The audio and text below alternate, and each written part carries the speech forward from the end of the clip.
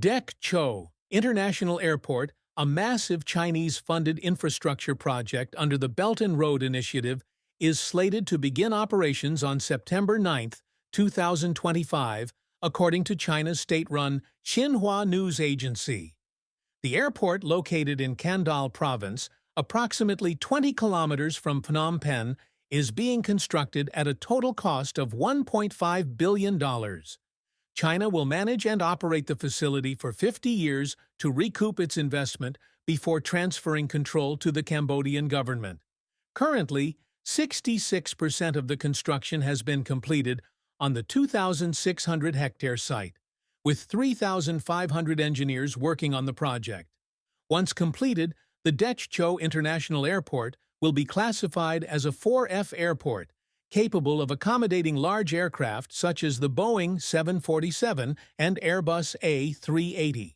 The runway will span at least 3,000 meters, allowing aircraft to land and take off at speeds between 224 kilometers per hour and 261 kilometers per hour. China currently has only 9 4F airports, and Techo will join a select group of international counterparts, including Changi, Singapore, Hamad, Doha, Qatar, Haneda, Tokyo, Japan, and now Techo, Cambodia. According to civil aviation officials, the new airport is expected to handle 13 million passengers annually by 2025, 30 million by 2030, and 50 million by 2030-2050.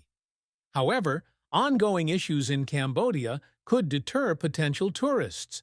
Notably, during a religious ceremony at the Angkor Wat Temple Complex on May 16, a lightning strike killed and injured over 10 people.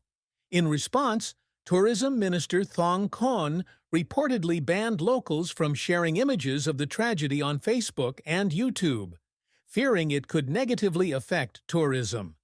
Critics argue that instead of silencing the public, officials should implement proper safety measures, such as restricting access to high points during storms, especially since Angkor Wat lacks modern lightning protection systems. Meanwhile, Cambodia continues to grapple with human trafficking and cyber scam operations.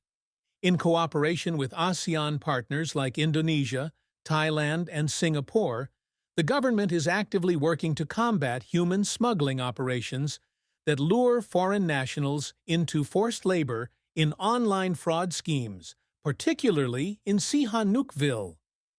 Authorities have identified victims from Myanmar, Vietnam, China, Thailand, and Indonesia being detained and forced to carry out phone scams targeting their families.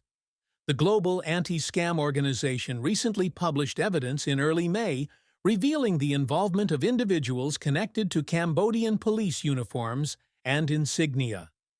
Victims alleged that police officers were complicit in the operations and were bribed to turn a blind eye or even help move victims between locations.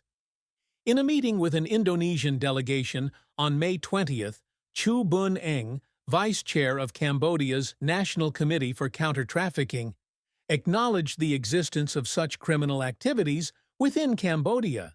She emphasized, however, that authorities are not ignoring the issue. Nevertheless, questions remain about the possible collusion between law enforcement officials and criminal syndicates, and whether profits from these crimes are being shared among corrupt officials.